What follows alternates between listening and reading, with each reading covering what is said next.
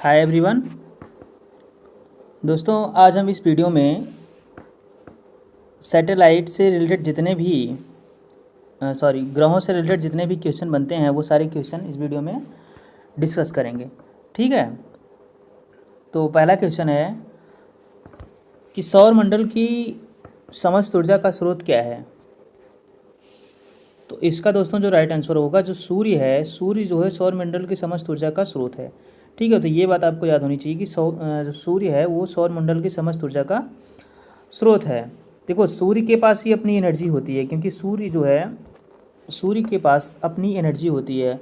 और जैसे चंद्रमा हो गया या और भी जैसे उपग्रह हो गए, उनकी एनर्जी जो मिलती है वो सूर्य से ही मिलती है। ठीक है, तो सूर्य के पास खुद की अपनी एनर्जी होती है। और सूर्य के बारे में अगर पर्सनली पूछा जाए कि सूर्य क्या है, एक तो सूर्य दोस्तों एक तारा है। तो ये बात आपको याद रखनी होगी कि सूर्य जो है दोस्तों, सूर्य एक तारा है। ठीक है, तो इतनी चीज़ें आपको इससे पता होनी चाहिए। अगला क्वेश्चन देखते हैं। सूर्य में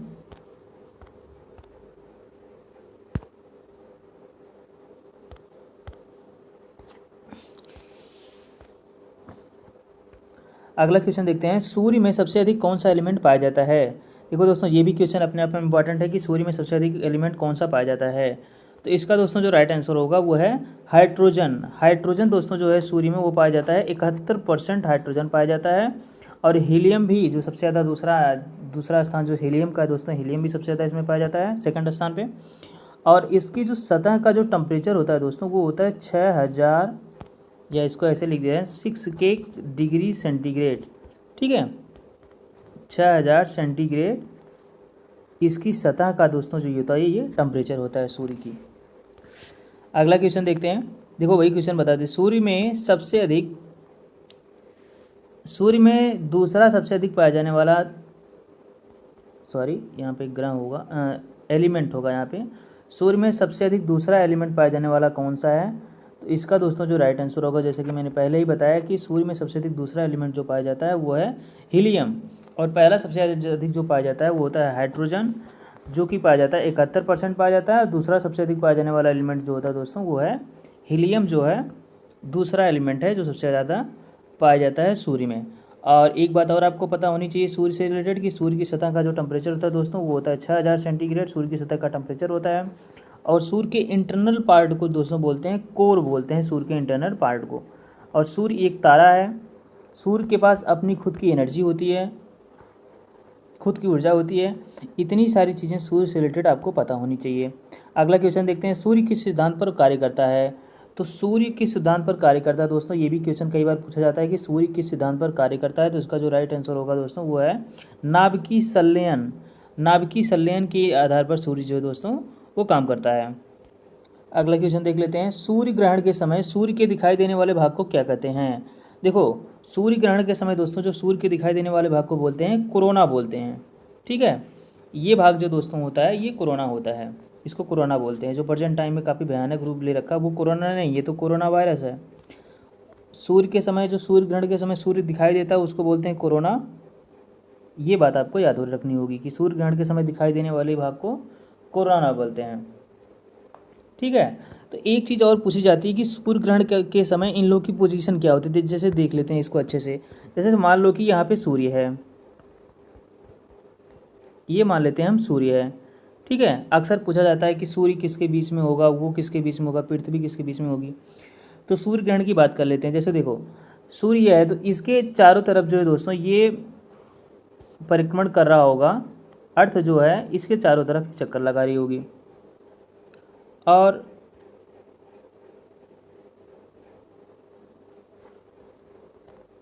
अर्थ के चारों तरफ दोस्तों जो चक्कर लगा रही होगी वो है चंद्रमा। तो ये अगर हम सन मान लें, इसको अगर हम सन मान लेते हैं, या मान लो या से डोनेट कर देते हैं, ये सन है अगर, और यहाँ पे कहीं अगर मान लो अर्थ जो है दोस्तों ये इसका रोटेट कर रही है इसके अबाउट, और यहाँ पे कहीं मान लेते हैं हम ये दोस्तों जो है ये क्या नाम है कि मून को एम से डिनोट कर देते हैं। तो अगर इस पाथ में ये रोटेट कर रहा है, जैसे मून रोटेट कर रहा है, तो जब ये मून जो है दोस्तों, ये चंद्रमा जो है इस स्थान पे आ जाता है कि सूर्य और अर्थ के बीच में जब चला जाता है ये चंद्रमा, तो इस चंद्रमा के दोनों के बीच में आने की वजह से सूर्य की जो कुछ लाइट होती है, सूर्य का जो प्रकाश होता है दोस्तों, वो अर्थ पर नहीं पहुंच पाता है, वो अर्थ पर नहीं पहुंच पाता है। और इसी प्रक्रिया को हम बोल देते हैं, जैसे यहाँ पे सन है, यहाँ पे मून है, और यहाँ पे मान लेते हैं यहाँ पे अर्थ है, ठीक है। तो सूर्य ग्रहण और चंद्र ग्रहण दोनों के लिए एक चीज़ होना जरूरी है, जो कंडीशन है इन दोनों के लिए, वो ये है कि सूर्य, चंद्रमा और पृथ्वी तीनों एक ही लाइन में होने चाहिए, ठीक है। अब देखो यहाँ पे सूर्य की जो लाइट है दोस्तों, जैसे मान लो कि ये सारी लाइटें जो यहाँ से निकलेंगी, ये सारी लाइटें ये चंद्रमा के द्वारा रोक ली जा रही हैं, तो यही पोर्शन हम नहीं देख पाते हैं, इसीलिए इसी को बोलते हैं सूर्य ग्रहण बोलते हैं इसको। तो इतनी बातें दोस्तों आपको पता होनी चाहिए, यानी कि सूर्य ग्रहण के समय जो चंद्रमा है वो सूर्य और पृथ्वी के बीच में आ जाता है। और अगर बात एक की जाए कि चंद्र ग्रहण की बात की जाए, चंद्र ग्रहण में क्या होता है दोस्तों, देखो जो सूर्य है उसका तो स्थान फिक्स है, सूर्य यहीं पे रहेगा, ठीक है, वो तो एक फिक्स है, वो तो एक स्टेबल पॉइंट है, अपने स्थान पे नहीं रहेगा वो। और ये सन हो गया। अब चंद्र ग्रहण में क्या होता है कि पृथ्वी यहाँ पे होती है और चंद्रमा दोस्तों जो होता है वो यहाँ पे होता है, ठीक है। चंद्र ग्रहण हो या सूर्य ग्रहण हो, दोनों के लिए जो कंडीशन है उसको बोलते हैं, वो एक ही लाइन में होने चाहिए तीनों, ये कंडीशन फॉलो होनी चाहिए। अब क्या होता है कि सूर्य का जो प्रकाश, सूर्य का नहीं, हाँ, जो सूर्य का जो प्रकाश होता है दोस्तों, ये अर्थ जो है, इस अर्थ की वजह से इस पे जो होता है दोस्तों चंद्रमा पे छाया पड़ जाती है। मतलब अगर बीच में अर्थ आ जा रही है तो इसका जो प्रकाश है, सूर्य का जो प्रकाश है, वो अर्थ पे पूरी तरीके से पड़ नहीं पा रहा है। देखो इतने पोर्शन में तो ये जा नहीं पाएगा, तो इसकी वजह से क्या होगा, इतने पोर्शन में ये, तो इतना भाग इसका दिखाई नहीं देगा, यही जो साइड वाला भाग है, ये कॉर्नर वाला जो भाग है, ये यही पोर्शन हमें दिखाई देता है, इसी को बोलते हैं चंद्र ग्रहण। तो चंद्र ग्रहण के लिए दोस्तों अर्थ जो होती है, पृथ्वी जो होती है, सन और मून के बीच में होती है। और अगर सूर्य ग्रहण की बात की जाए तो मून जो होता है, जो चंद्रमा है, वो सूर्य और पृथ्वी के बीच में होता है। इतनी सारी बातें आपको पता होनी चाहिए। अगला क्वेश्चन देखते हैं कि सूर्य के प्रकाश को पृथ्वी तक पहुंचने में कितना समय लगता है। ये भी क्वेश्चन अक्सर पूछा जाता है कि सूर्य के प्रकाश को पृथ्वी तक पहुंचने में कितना टाइम लगता है। वो लगता है दोस्तों 8 मिनट 16.6 सेकेंड। कितना टाइम लगता है सूर्य के प्रकाश को पृथ्वी तक पहुंचने में, 8 मिनट 16.6 सेकेंड दोस्तों, ये एग्जैक्ट टाइम लिख रखा है। इतना टाइम लगता है सूर्य के प्रकाश को पृथ्वी तक पहुंचने में, ठीक है। तो ये आपको पता होना चाहिए, ये अच्छे से याद होना चाहिए। 8 मिनट और 16.6 सेकंड लगता है सूर्य के प्रकाश को पृथ्वी तक पहुंचने में। अगला क्वेश्चन देखते हैं, आकार के हिसाब से ग्रहों को घटते क्रम में व्यवस्थित करें। देखो ये भी क्वेश्चन अगर आप ऐसे एक बार सीख गए तो फिर ग्रह की किसी भी पोजीशन अगर आपको पता करनी रहे तो वो पता कर सकते हो, ठीक है, आकार के हिसाब से। जैसे देख लो बृहस्पति दोस्तों जो है ये आकार में सबसे बड़ा होता है, बृहस्पति। उसके बाद जो सेकंड नंबर पे दोस्तों आता है वो आता है शनि, उसके बाद आता है अरुण, उसके बाद आता है वरुण, और उसके बाद आता है पृथ्वी दोस्तों जो है 5वां सबसे बड़ा ग्रह होता है। उसके बाद शुक्र, उसके बाद मंगल, और उसके बाद आता है बुध। यानी कि बुध जो है दोस्तों वो सबसे छोटा ग्रह है और बृहस्पति जो है वो सबसे बड़ा ग्रह है, ठीक है। अगर ऐसी बात की जाए कि जैसे यहाँ पे सूर्य है, इसको एडजस्ट करना रहे कि सूर्य से दूरी के आधार पर अगर हमें एडजस्ट करना रहे तो हम कैसे एडजस्ट करेंगे। देखो यहाँ पे सूर्य है, सूर्य के सबसे जो फर्स्ट में आता है, इसको आप ऐसे याद कर सकते हो, इंग्लिश में थोड़ा मैं बता देता हूँ, जैसे MVEM सन, ये लेटर ऐसे याद कर लो, जैसे मूव करके होता है ना स्पेलिंग, MVEMJ सन, ठीक है। इसको मैं बता देता हूँ, जैसे M फॉर मरकरी यहाँ पे, V for Venus, E for Earth, M for Mars, और J for Jupiter, S for Saturn, Uranus और नेपटन। ये सारे ग्रह हो गए। M से दोस्तों हो जाएगा ये, अगर हिंदी में इसको बात करें तो ये बुध हो जाएगा, ये शुक्र हो जाएगा, ये पृथ्वी हो जाएगा, ये मंगल हो जाएगा, ये बृहस्पति हो जाएगा, ये और ये शनि हो जाएगा, ये अरुण हो जाएगा, ये वरुण हो जाएगा, ठीक है। तो इसी आर्डर में हमको याद रखना होगा, इसी आर्डर में हमको ये याद रखना होगा। मतलब जो यहाँ पे अगर सूर्य मान लेते हैं हम, यहाँ पे अगर हम सूर्य मान लेते हैं तो यहाँ पे दोस्तों जो होगा वो M होगा, यहाँ पे जो होगा दोस्तों वो V होगा, यहाँ पे जो होगा दोस्तों वो E होगा, यहाँ पे M, यहाँ पे क्या होगा J होगा, और इसके बाद सन लिख देना है SUN, ठीक है। तो यहाँ से ये पता चलता है कि सूर्य के जो सबसे करीब ग्रह होता है वो होता है आपका बुध ग्रह, सूर्य के सबसे करीब होता है। इसको अगर हम सन मान लेते हैं, बुध ग्रह सूर्य के सबसे करीब होता है, और सूर्य से सबसे दूरी जो लास्ट में होता है वो होता है वरुण, अरुण वरुण, यानी कि नेपच्यून जो होता है सबसे सूर्य से अधिक दूरी पर होता है। इतनी चीज़ें आपको इसे पता होनी चाहिए। अगला क्वेश्चन देख लेते हैं, कौन सा ग्रह सूर्य के सबसे पहले परिक्रमा कर लेता है। देखो दोस्तों, क्या होता है कि सूर्य के सबसे करीब होने के कारण जो मंगल ग्रह है, जो बुध ग्रह है, मरकरी जो है दोस्तों, वो सबसे पहले सूर्य की परिक्रमा कर लेता है। देखो, बुध को ही मरकरी बोलते हैं इंग्लिश में, ठीक है, और मार्स को बोलते हैं मंगल। तो बुध ग्रह दोस्तों जो होता है ये सूर्य की सबसे पहले परिक्रमा कर लेता है, ठीक है। और इसके अगर परिक्रमण काल की बात करें दोस्तों, ये 88 दिन में ही परिक्रमा कर लेता है, जबकि जो वरुण होता है वो 300, और जैसे अर्थ देख लो, अर्थ जो है 365 दिन में कर लेती है, 365 में, जबकि इसका जो बुध की जहाँ तक बात की जाए तो ये 88 दिन में ही सूर्य की परिक्रमण कर लेता है। अगला क्वेश्चन देख लेते हैं, कौन सा ग्रह सूर्य की परिक्रमा सबसे बाद में करता है। देखो, इसी आर्डर में आपको याद होना चाहिए कि बुध जो है, आप ऐसे लिख लो सूर्य की दूरी के आधार पर एम वी ई एम और जे सन, ठीक है, ऐसे आप याद कर सकते हो। यम से जैसे दोस्तों हो गया ये मरकरी, मरकरी जो होता है दोस्तों, ये जो बुध ग्रह है ये सबसे पहले सूर्य की परिक्रमण कर लेगा। और लास्ट में जो होता है वरुण होता है, तो वरुण दोस्तों जो होगा वो सबसे बाद में परिक्रमण करेगा। जैसे इसी आर्डर में ये डेट जो होगा वो बढ़ता जाएगा, जैसे 88 दिन में ये करता है, 88 से कुछ ज़्यादा दिन लेगा ये, ठीक है, शुक्र ग्रह लेगा। उसके बाद अर्थ आता है, अर्थ का हमें पता ही होता है 365 दिन। उसके बाद ये आता है मंगल, ऐसे से इसी आर्डर में ये बढ़ता जाएगा। अगला क्वेश्चन देखते हैं, किस ग्रह को लाल ग्रह कहते हैं। देखो, ये कलर बार बार पूछ लेता है एग्जाम में, किस ग्रह को लाल ग्रह कहते हैं। तो ये बोलते हैं दोस्तों, ये मंगल ग्रह को लाल ग्रह बोलते हैं। और किसकी वजह से बोलते हैं लाल ग्रह, तो ये फेरस ऑक्साइड Fe2O3 की उपस्थिति के कारण, फेरस ऑक्साइड के कारण Fe2O3 इसकी उपस्थिति के कारण मंगल ग्रह को दोस्तों ये लाल ग्रह बोलते हैं। और मंगल ग्रह ही एक ऐसा ग्रह है जिसपे धरती के अलावा, पृथ्वी के अलावा मंगल ग्रह ही एक ऐसा ग्रह है जिस पर जीवन संभव है, ठीक है। अगला देख लेते हैं, किस ग्रह को हरा ग्रह बोलते हैं। तो ये दोस्तों बोला जाता है, ये वरुण ग्रह को बोला जाता है। वरुण ग्रह को CS4 यानी कि मेथेन, इसी को मेथेन बोलते हैं, इसका रासायनिक नाम जो दोस्तों मेथेन है, मेथेन की अधिकता के कारण इसको बोलते हैं हरा ग्रह बोलते हैं, वरुण को हरा ग्रह भी बोलते हैं। अगला क्वेश्चन देख लेते हैं, किस ग्रह को नीला ग्रह बोलते हैं। दोस्तों ये बोलते हैं, पृथ्वी को बोलते हैं, पृथ्वी को नीला ग्रह भी बोला जाता है। ये पृथ्वी लिखा गया है, पृथ्वी को नीला ग्रह बोला जाता है, ठीक है। अब ये नीला ग्रह क्यों इसको बोलते हैं, जब एक्चुअली हम अंतरिक्ष में से देखते हैं, अंतरिक्ष में से दोस्तों जब इसको देखा जाता है पृथ्वी को, तो एक्चुअली 71% पार्ट, ऑलमोस्ट 71% पार्ट दोस्तों जो ये इसका जल से घिरा पड़ा है। ये सबको पता होगा कि जल से 71% पार्ट पृथ्वी का घिरा पड़ा है। तो अंतरिक्ष से देखने के बाद ये पीले रंग का ये दिखाई देता है, आपका नीले रंग का दिखाई देता है, इसीलिए इसको बोलते हैं नीला ग्रह बोलते हैं अर्थ को।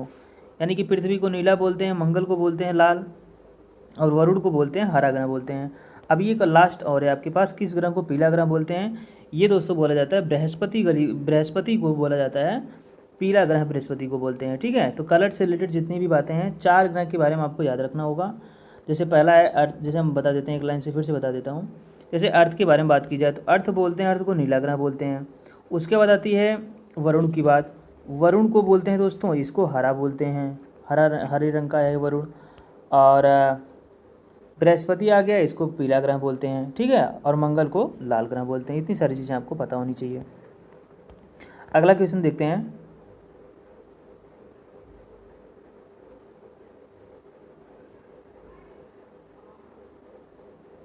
ठीक है।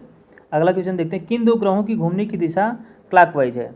एक्चुअली देखिए, जितने भी ग्रह के 8 ग्रह हैं दोस्तों, प्रेजेंट टाइम में 8 ग्रह हैं। प्लूटो को ग्रहों के, जैसे देखो पहले क्या होता था, पहले हम 9 ग्रह पढ़ते थे बचपन में कि 9 ग्रह हैं टोटल मिला के, ठीक है। लेकिन एक ग्रह था प्लूटो था दोस्तों, एक ग्रह जो एक दीर्घ वृत्ताकार यानी कि एलिप्टिकल पाथ में मोशन ना करके वो मोशन कर रहा था, सर्कुलर पाथ में मोशन कर रहा था। इसीलिए इसको 2006 में दोस्तों, 2006 में इसको ग्रहों की दृष्टि से, ग्रहों के समूह से इसको बाहर कर दिया गया इसकी वजह से, क्योंकि ये सर्कुलर पाथ में मोशन कर रहा था, ठीक है। तो प्रेजेंट टाइम में 8 ग्रह हैं, ये बात आपको याद रखनी होगी।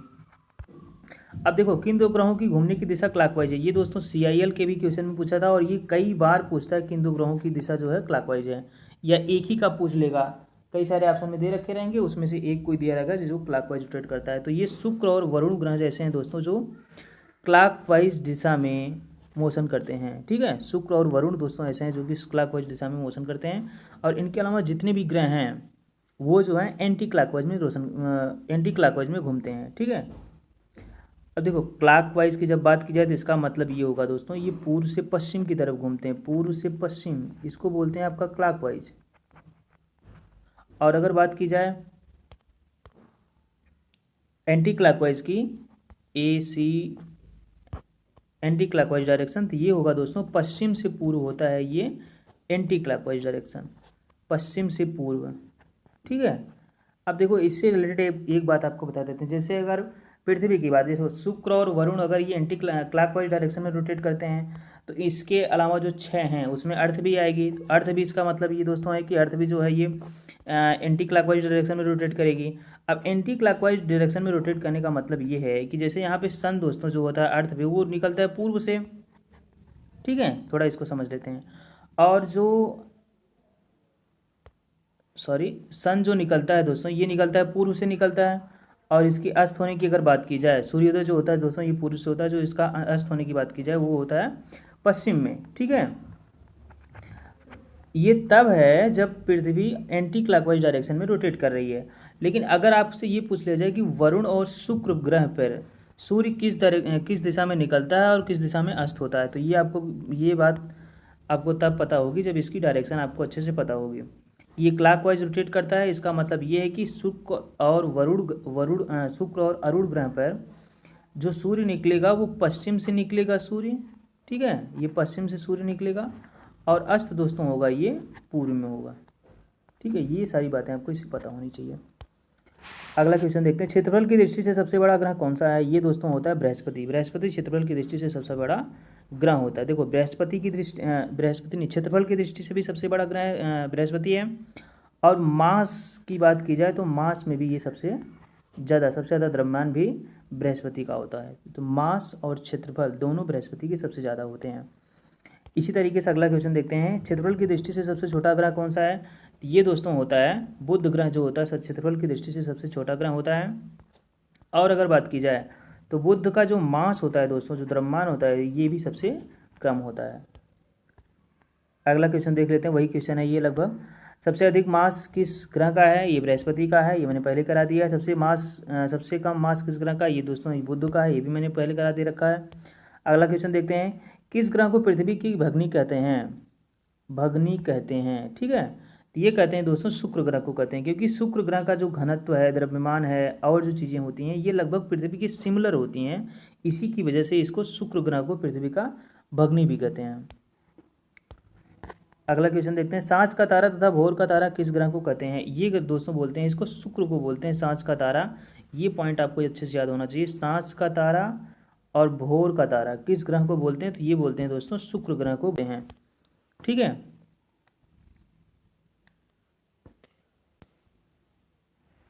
तो इतनी चीज़ें आपको पता होनी चाहिए। सांझ का तारा, भोर का तारा किसको बोलते हैं? शुक्र ग्रह को बोलते हैं।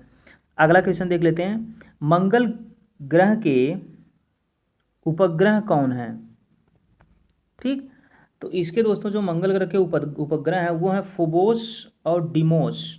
दो ग्रह ऐसे हैं दोस्तों जो मंगल ग्रह के उपग्रह हैं। ठीक है, अगला क्वेश्चन देख लेते हैं, पृथ्वी के अलावा एकमात्र ऐसा ग्रह कौन सा है जिस पर जीवन संभव है? तो ये भी मैंने क्वेश्चन कराया ही लगभग कि मंगल ग्रह दोस्तों एक ऐसा है पृथ्वी के अलावा जिस पर जीवन संभव है। अगला क्वेश्चन देखते हैं, जब पृथ्वी सूर्य से सबसे अधिक दूरी पर होता है तो उस स्थिति को क्या कहते हैं? देखो जब सबसे अधिक दूरी पर होगा तो उसको बोलेंगे अपसौर। आप ऐसे याद कर लो, सीधी सी बात है इसको, क्योंकि अपसौर और उपसौर में बार बार कन्फ्यूजन होता है।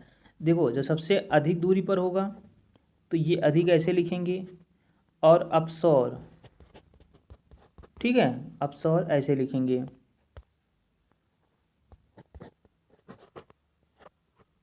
ये रहा अधिक और ऐसे लिख देंगे अपसौर।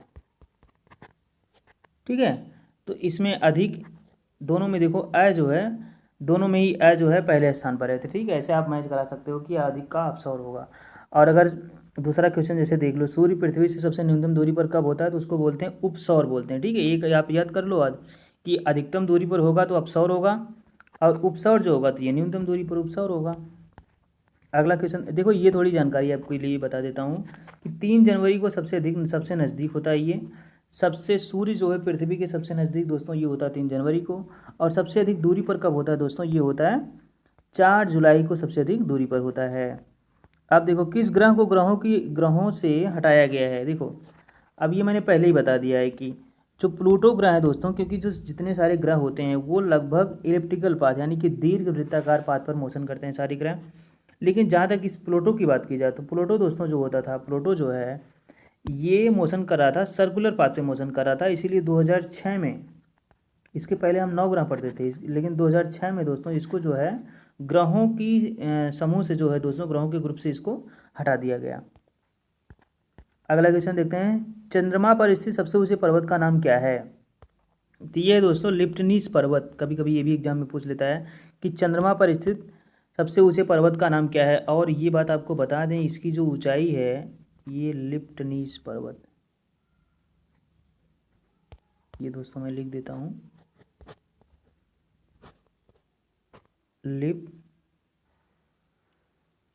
ये निट्स पर्वत है, यही इसका हिंदी एकदम एग्जैक्ट है, लिप्निट्स पर्वत। ये दोस्तों है चंद्रमा पर ये सबसे ऊंचा पर्वत यही है। ठीक है, और जैसे अगर माउंट एवरेस्ट की बात की जाए तो उसकी जो 8,848 है, इतनी मीटर इसकी हाइट है। ठीक है, और जो लिप्टनीस पर्वत है दोस्तों, इसकी जो ऊंचाई है इसका 3 टाइम्स है, ये 3 गुना इससे ज़्यादा ऊंचा है चंद्रमा पर स्थित ये पर्वत। अगला क्वेश्चन देखते हैं, जब चंद्रमा पृथ्वी के सबसे निकट होता है तो उस स्थिति को क्या कहते हैं। देखो, चंद्रमा अगर पृथ्वी के सबसे निकट होगा तो उस स्थिति को बोलते हैं सुपर मून। जब चंद्रमा पृथ्वी के सबसे नज़दीक होगा तो इसको बोलेंगे सुपर मून। और जब पृथ्वी सूर्य के सबसे अधिक होगी, सबसे निकटतम होगी, तो उसको उपसर्ग बोलते हैं। जब सबसे दूर होगी तो उसको अपसौर बोलते हैं। ये सारी चीज़ें आपको पता होनी चाहिए, बेसिक चीज़ें होती हैं। अगला क्वेश्चन देखते हैं, जैसे लेटा हुआ ग्रह किसे कहते हैं। देखो, अरुण ग्रह जो है दोस्तों, ये अपने अक्ष पर 25 डिग्री लेटा हुआ है, 25 डिग्री झुका हुआ है अपने अक्ष पर, इसीलिए इसको बोलते हैं लेटा हुआ ग्रह भी इसको बोलते हैं। ठीक है, तो अरुण ग्रह को लेटा हुआ ग्रह भी बोलते हैं। शनि ग्रह के वलयों की संख्या कितनी होती है दोस्तों, तो ये होती है 7। ये नंबर आपको याद रखना होगा कि शनि ग्रह के वलयों की संख्या कितनी होती है, 7 होती है। किस ग्रह का घनत्व इतना कम है, कितना नहीं होगा, इतना कम है, किस ग्रह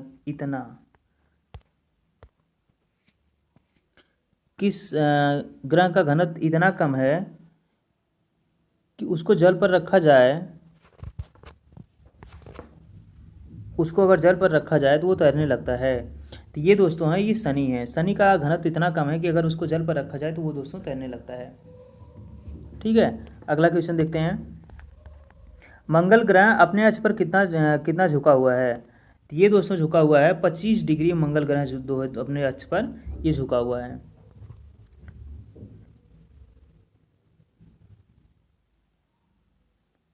तो मंगल ग्रह दोस्तों अपने अक्ष पर 25 डिग्री झुका, जो मैंने अरुण का बताया, अरुण को लेटा हुआ ग्रह कहते हैं। कितना डिग्री झुका हुआ है इसके बारे में बताता हूँ फिर से एक बार।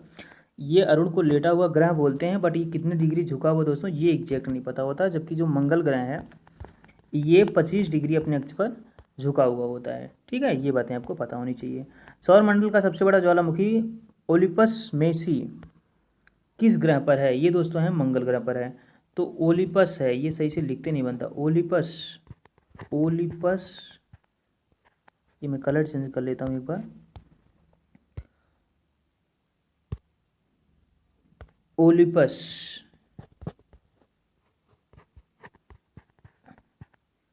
ओलिपस मेसी दोस्तों ये है जो है सबसे बड़ा ज्वालामुखी है। और ये कहाँ पर स्थित है, ये मंगल ग्रह पर ये स्थित है।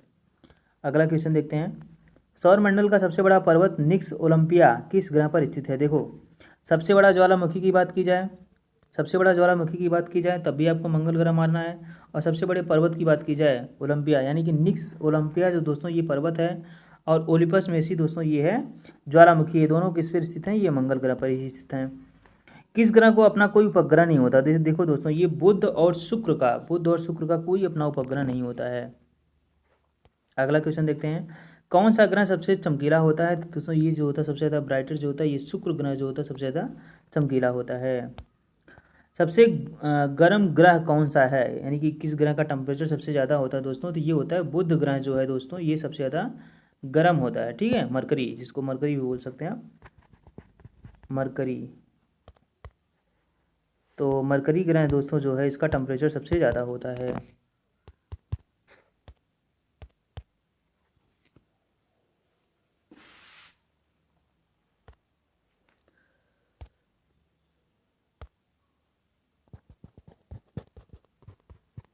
मरकरी का दोस्तों जो है सबसे ज़्यादा टेम्परेचर होता है। देखो ये क्यों होता है, इसका रीज़न भी बता देते हैं आप लोग को। जैसे देखो, सूर्य जो है दोस्तों, ये सूर्य के सबसे करीब ग्रह जो है वो मरकरी ही है। और इस ग्रह पे दोस्तों कोई लेयर, वायुमंडल लेयर नहीं पाई जाती है। इसकी वजह से सारी जो सूर्य की लाइट है सारी डायरेक्ट इसके इसके धरातल पर पड़ती हैं, इसके तल पर पड़ती हैं, सरफेस पर पड़ती हैं, जिसकी वजह से बुध ग्रह जो दोस्तों होता है वो सबसे गर्म होता है। देखो गर्मियों में इसमें खूब गर्मी होगी और ठंडियों में इसमें दोस्तों खूब ठंडी होगी। ठीक है, यही इसकी खासियत है। अगला क्वेश्चन देखते हैं, सूर्य का केंद्रीय भाग क्या कहलाता है दोस्तों? को सूर्य का केंद्रीय भाग कहलाता है, इसको बोलते हैं कोर। सूर्य के केंद्रीय भाग को बोलते हैं कोर कहलाता है। अगला क्वेश्चन देखते हैं, सूर्य की बाहरी सतह का टेम्परेचर कितना होता है? ये है दोस्तों 6,000 डिग्री सेंटीग्रेड। 6,000 डिग्री सेंटीग्रेड दोस्तों ये होता है सूर्य की सतह का टेम्परेचर जो होता है। 6,000 डिग्री सेंटीग्रेड सूर्य की सतह का टेम्परेचर होता है। अगला क्वेश्चन देखते हैं, सूर्य का व्यास कितना है दोस्तों? तो इसके बारे में बता देता हूँ, यानी कि 13,92,000 किलोमीटर सूर्य का दोस्तों व्यास होता है। और अगर अपने अर्थ से कंपेयर करें तो ये तो व्यास दे रखा है इन्होंने, अर्थ की जो रेडियस होती है वो होती है 6400 किलोमीटर। अर्थ की रेडियस जो होती है दोस्तों ये होती है 6400 किलोमीटर। ठीक है, या इसको ऐसे मान लें कि 13,000 किलोमीटर होती है अर्थ की रेडियस। अर्थ का जो डायमीटर होगा दोस्तों वो 13,000 किलोमीटर अगर हम मान लें अप्रॉक्सीमेट, तो समझ सकते हो कि ये 13,000 है, जबकि ये कितना है 13,92,000 किलोमीटर ये सूर्य का डायमीटर है। और डाटा के हिसाब से बता दूं कि सूर्य जो अगर साइज़ की बात की जाए तो वो 13 लाख गुना जो है पृथ्वी से ज़्यादा बड़ा है। सूर्य पृथ्वी से कितना गुना बड़ा है? देखो दोस्तों यही क्वेश्चन आ भी गया, सूर्य पृथ्वी से कितना गुना बड़ा है? तो ये जो दोस्तों है 13 लाख गुना जो है सूर्य पृथ्वी से बड़ा है। अगला क्वेश्चन देख लेते हैं, ज्ञानी मीड, इसको मैं हिंदी में लिख देता हूँ, ज्ञानी मीड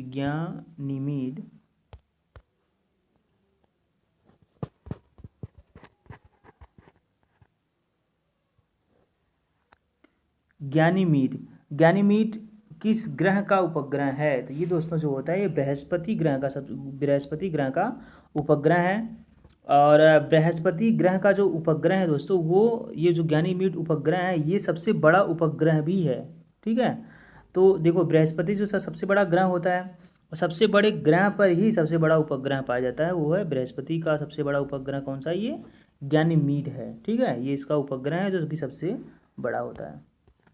अगला क्वेश्चन देख लेते हैं, पृथ्वी का विषुवतीय व्यास कितना होता है दोस्तों? ये लिखा गया, ये होता है 12,714 किलोमीटर होता है पृथ्वी का विषुवतीय व्यास। ये क्या होता है थोड़ा मैं बता देता हूँ आपको। जैसे देखो पृथ्वी जो दोस्तों ये लगभग अंडे आकार की पृथ्वी होती है। ठीक है, तो इसका जो विषुवतीय व्यास ये होता है, देखो ये जो इसकी इक्वेटर लाइन है ये विषुवतीय व्यास है, इसी को हिंदी में बोलते हैं भूमध्य रेखा बोलते हैं। तो यहाँ से यहाँ तक का जो मतलब नॉर्थ जो ईस्ट तक, यानी कि जो इसका डायमीटर होगा दोस्तों वो होगा 12,714 किलोमीटर डायमीटर इसका होगा। ठीक, तो इतनी बातें पता होनी चाहिए आपको। रात में दिखाई पड़ने वाला सबसे चमकीला तारा कौन सा होता है? तो इसका दोस्तों जो राइट आंसर होगा, रात में दिखाई देने वाला सबसे चमकीला तारा होता है ये साइरस होता है। साइरस एक ऐसा तारा है जो कि रात में सबसे दिखाई देने वाला सबसे चमकीला तारा साइरस होता है। अगला क्वेश्चन देखते हैं कि चंद्रमा पर धूल के मैदान को क्या कहा जाता है? तो चंद्रमा पर धूल के मैदान को दोस्तों कहा जाता है शांति सागर। शांति सागर कहा जाता है चंद्रमा पर धूल के मैदान को, शांति सागर बोलते हैं। अगला क्वेश्चन देखते हैं, देखो दोस्तों इसमें जितने भी मैं क्वेश्चन करा रहा हूँ ग्रहों से रिलेटेड जितनी भी प्रॉब्लम होंगी सारे क्वेश्चन मैंने इसमें कवर कर रखा है। और ग्रहों से इससे ज़्यादा आपको पढ़ने की और नीड नहीं है। सारे जो इंपॉर्टेंट क्वेश्चन है मैंने सारे इसमें इंक्लूड कर रखे हैं, और जो बार बार एग्जाम में आते हैं दोस्तों वही सारे क्वेश्चन मैंने ले रखा है इस वीडियो में। अगला क्वेश्चन देख लेते हैं, किसे जीवाश्म ग्रह भी कहते हैं? और ये दोस्तों कहते हैं चंद्रमा को, ये उपग्रह होगा, किसे जीवाश्म उपग्रह भी कहते हैं, ये चंद्रमा को कहते हैं। ठीक है, जो ग्रहों के जो सूर्य के चारों तरफ चक्कर लगाए वो ग्रह हो गए, और जो ग्रहों के चारों तरफ चक्कर लगाए वो उपग्रह हो गए। जैसे जो चंद्रमा है वो पृथ्वी के चारों तरफ चक्कर लगाता रहता है या रिवॉल्व करता रहता है, रोटेट करता रहता है, ये हो गया उपग्रह। अगला क्वेश्चन देखते हैं, वैज्ञानिकों के अनुसार बुध ग्रह सूर्य के कितने दिनों में परिक्रमा कर लेता है। तो ये एग्जैक्ट डाटा है कि 88 दिन में सूर्य ग्रह जो दोस्तों है वो, जो बुध ग्रह है वो इसकी परिक्रमा कर लेता है। देखो इसका मतलब क्या है कि इतने दिन में परिक्रमा कर ले रहा है, इसका मतलब ये, जैसे हम लोग वन ईयर हम लोग कितने दिन का पढ़ते हैं, ये पढ़ते 365 दिन का पढ़ते हैं नॉर्मली अगर बात की जाए तो। ठीक है, लीप ईयर की छोड़ दिया जाए तो 365 दिन। तो इसी हिसाब से अगर हम उसकी बात करें कि 1 ईयर कितने के इक्वल होगा, अगर बुध ग्रह की बात की जाए कि उस पर जो 1 ईयर कितने के इक्वल होगा, तो वो दोस्तों इक्वल होगा, वो 88 दिन के ही इक्वल होगा मंगल ग्रह के, बुध ग्रह पर जो 1 ईयर होगा वो 88 दिन का होगा, जबकि जो अर्थ का है वो 1 ईयर जो होता है दोस्तों वो कितने का है, 365 दिन का है। तो ऐसे आप समझ सकते हो कि जो वरुण होगा उसका जो 1 ईयर होगा वो सबसे ज़्यादा होगा, क्योंकि वो सूर्य की परिक्रमा सबसे लेट करता है, वो सबसे ज़्यादा टाइम लेता है वो करने में। अगला क्वेश्चन देखते हैं, हैली नामक धूमकेतु कितने वर्षों में एक बार दिखाई देता है। तो ये दोस्तों याद करना होगा आपको कि हैली नामक धूमकेतु जो होता है ये 76 वर्ष में एक बार दिखाई देता है। अगला क्वेश्चन देख लेते हैं, भूमध्य रेखा के उत्तर में 23.5, ये 23.5 ऐसे लिखा होगा, 23 ऐसे 23.5 डिग्री लिखा होगा। ठीक है, भूमध्य रेखा के उत्तर में 23.5 डिग्री अक्षांश को क्या कहते हैं। देखो मैं इसको समझा देता हूँ पहले एक बार। जैसे मान लो कि ये अर्थ है,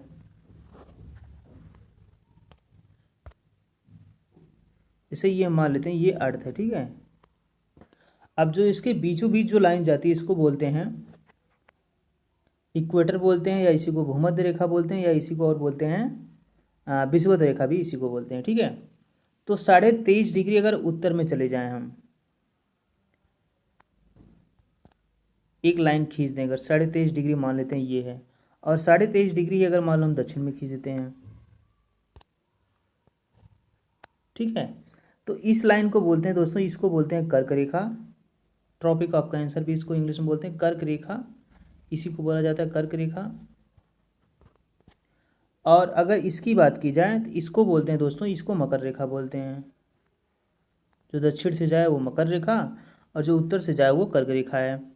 और देखो ये तो 23.5 डिग्री की बात हो गई, तो ये दोनों चीज़ें आपको पता होनी चाहिए कि 23.5 डिग्री अगर उत्तर में खींची जाए तो वो कर्क रेखा, 23.5 डिग्री अगर दक्षिण में खींची जाए तो वो मकर रेखा होती है। अगला क्वेश्चन देख लेते हैं, दो देशांतरों के बीच की दूरी कितनी होती है दोस्तों। तो ये होती है लगभग, दो देशांतरों के बीच की दूरी को क्या कहलाती है, इसको बोलते हैं दोस्तों गोरे बोलते हैं। ठीक है, दो देशांतरों के बीच की दूरी को बोलते हैं गोरे। और एक चीज़ आपको पता होनी चाहिए कि दो देशांतर इसके बीच की जो टाइम लगता है दोस्तों वो लगता है 4 मिनट का टाइम लगता है। एक देशांतर से दूसरे देशांतर के बीच में जो ट्रेवल करने में जो टाइम लगेगा वो दोस्तों लगेगा 4 मिनट का टाइम लगता है। ठीक है, तो ये बहुत इंपॉर्टेंट क्वेश्चन है, कितना टाइम लगता है तो ये आपको पता होना चाहिए कि 4 मिनट का टाइम लगता है। अगला क्वेश्चन और लास्ट क्वेश्चन देख लेते हैं, दो अक्षांश रेखाओं के बीच की दूरी कितनी होती है। इसका दोस्तों जो राइट आंसर होगा वो है 111 किलोमीटर। ये चीज़ आपको पता होनी चाहिए, 111 किलोमीटर जो होती है डिस्टेंस होती है दो अक्षांश रेखाओं के बीच की दूरी। तो दोस्तों इससे रिलेटेड ग्रहों के बारे में जितनी भी जानकारियाँ थी मैंने सारी जानकारियाँ आपको बता दी हैं। इससे बाहर क्वेश्चन नहीं आएगा कोई, और ये वही क्वेश्चन है जो बार बार रिपीट होते हैं, इसलिए इसी वीडियो को आप 2-3 बार देख लोगे तो सारे क्वेश्चन आपको याद हो जाएंगे एक तरफ से ही। तो इसको मैं जल्दी से एक बार रिवाइज करा देता हूँ।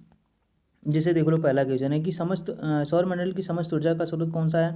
तो ये दोस्तों है सूर्य। सूर्य जो है सौर मंडल की समस्त ऊर्जा का स्रोत है। अगला क्वेश्चन देख लेते हैं, जैसे सूर्य में सबसे अधिक कौन सा एलिमेंट पाया जाता है दोस्तों। तो ये होता है हाइड्रोजन, सबसे अधिक पाया जाता है। सूर्य में सबसे कम कौन सा पाया जाता है एलिमेंट, सूर्य में दूसरा सबसे अधिक कौन सा पाया जाता है, तो दोस्तों होता है हीलियम। ठीक है, हीलियम दूसरे नंबर पर होता है। अगला क्वेश्चन देख लेते हैं, सूर्य में सबसे अधिक पाया जाने वाला, ये तो मैंने करा दिया है, सूर्य किस सिद्धांत पर कार्य करता है। तो ये दोस्तों है नाभिकीय संलयन के आधार पर ये सूर्य जो है काम करता है। और सूर्य ग्रहण के समय दिखाई देने वाले भाग को क्या कहते हैं दोस्तों, इसको कोरोना बोलते हैं। सूर्य प्रकाश का पृथ्वी तक पहुंचने में कितना टाइम लगता है? ये लगता है 8 मिनट और 16.6 सेकंड लगते हैं।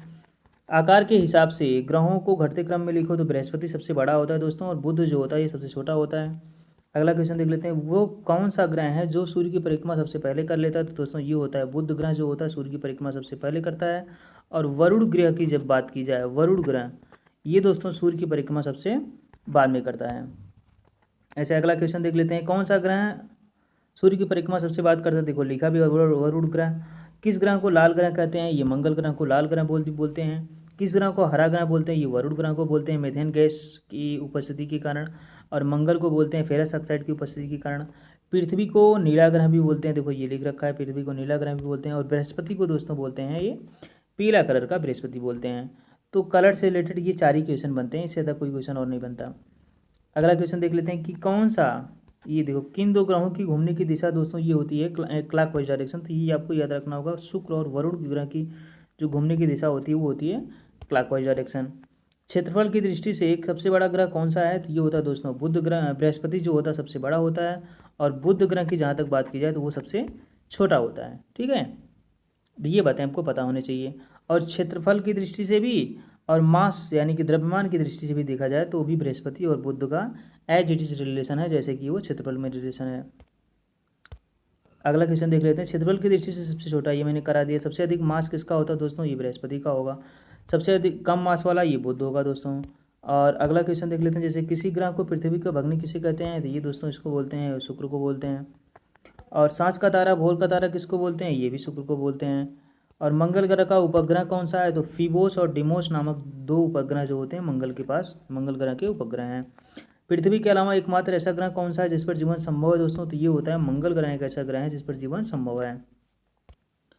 अगला क्वेश्चन देखते हैं, जब पृथ्वी सूर्य से सबसे अधिक दूरी पर होता है, सबसे अधिक दूरी पर होगा तो इसको बोलते हैं अपसौर, अपसौर। और सबसे अगर कम दूरी पर होगा तो उसको बोलते हैं उपसौर बोलते हैं।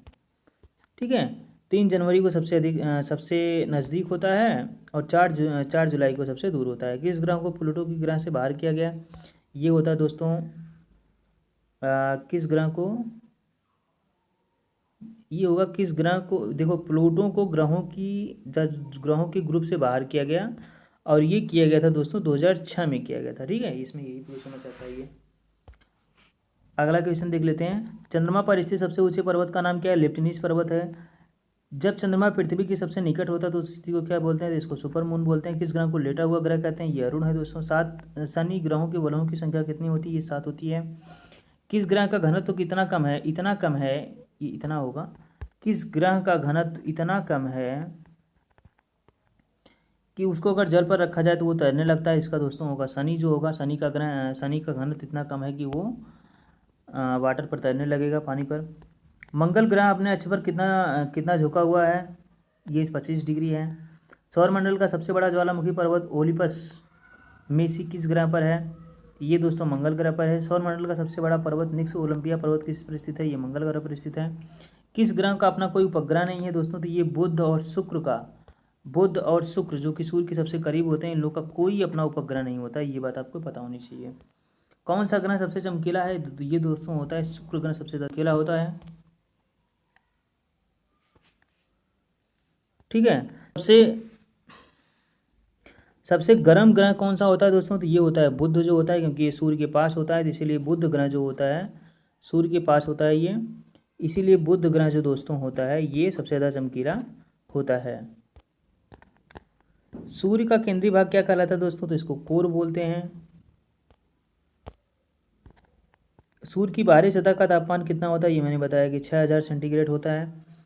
और सूर्य का व्यास कितना होता है? 13,92,000 किलोमीटर। सूर्य पृथ्वी से कितना गुना बड़ा है? ये होता है दोस्तों 13 लाख गुना बड़ा है। गैनीमीड किस ग्रह का उपग्रह है? तो ये बृहस्पति का है। पृथ्वी का विषुवती व्यास कितना होता है? ये होता है दोस्तों 12,714 किलोमीटर। रात में दिखाई पड़ने वाला सबसे चमकीला तारा कौन सा है दोस्तों? तो ये होता है साइरस, जो कि रात में दिखाई देने वाला सबसे चमकीला तारा है। और चंद्रमा पर धूल के मैदान को क्या कहा जाता है? शांति सागर। किसे जीवाश्म ग्रह भी कहते हैं? उपग्रह होगा दोस्तों, यहाँ पे उपग्रह होगा। किसे जीवाश्म उपग्रह भी कहते हैं? इसको मैं PDF में सब कुछ चेंज करके दे दूंगा आप लोगों को। ये होता है चंद्रमा। वैज्ञानिकों के अनुसार बुध ग्रह सूर्य की कितने दिनों में परिक्रमा कर लेता है? तो ये होता है 88 दिनों में कर लेता है। हैली नामक धूमकेतु कितने वर्षों में दिखाई देता है? तो ये दिखाई देता है 76 वर्षों में। भूमध्य रेखा के उत्तर में 23.5 डिग्री कर्क रेखा होती है दोस्तों ये। और अगर बात की जाए दो देशांतरों के बीच की दूरी को क्या बोलते हैं? इसको गोरे बोलते हैं। और टाइम कितना लगता है? ये 4 मिनट का टाइम लगता है एक देशांतर से दूसरे देशांतर के बीच में। दो अक्षांश रेखाओं के बीच की दूरी कितनी होती है? ये होती है दोस्तों 111 किलोमीटर होती है दूरी, दो अक्षांश के बीच की दूरी। ठीक है। और एक चीज़ आपको और बता देते हैं, जैसे अक्षांश रेखाएं कितनी खींची जा सकती हैं। देखो अक्षांश रेखाएं हैं क्या, देखो ऐसे जैसे अगर खींची जाएँ, ये इक्वेटर है तो 90 इधर खींची जाएंगी और 90 रेखाएं इधर खींची जाएंगी, और एक ये हो गई। ठीक है, तो 90 + 90 + 1, ये कुल मिला के हो जाती हैं 181। ठीक है, 181 लाइनें खींची जा सकती हैं। बट होता क्या है एक्चुअली, जो 90th लाइन है यहाँ पे जो एकदम टॉप पे होगी वो बन जाती है पॉइंट, और नीचे वाली भी बन जाती है पॉइंट। तो जो 90th है वो तो पॉइंट बन गया, लाइन तो रह नहीं गया वो। तो 89 ऊपर और 89 नीचे और एक बीच का, तो इस तरीके से कुल मिला के देखा जाए तो 179 जो अक्षांशीय रेखाएं खींची जा सकती हैं। और अगर आपको इस ऑप्शन में 181 दिया हो तो ये भी ऑप्शन में हो ही जाएगा फिर उस टाइम में। तो दोस्तों ये ग्रहों से रिलेटेड सारे क्वेश्चन थे जो मैंने करा दिए हैं। इस रिलेटेड आपको कोई और भी जानकारी चाहिए तो वो बता दीजिएगा, और मैं समझता हूँ कि ग्रहों से रिलेटेड सफिशियंट है। इसी को आप 2-3 बार पढ़ लें ताकि सारे क्वेश्चन आपके दिमाग में अच्छे से सेट हो जाएं। दोस्तों थैंक यू फॉर वाचिंग, और अगर आपको इस वीडियो से कुछ फ़ायदा हो रहा हो तो आप चैनल को सब्सक्राइब ज़रूर करें। Thank you.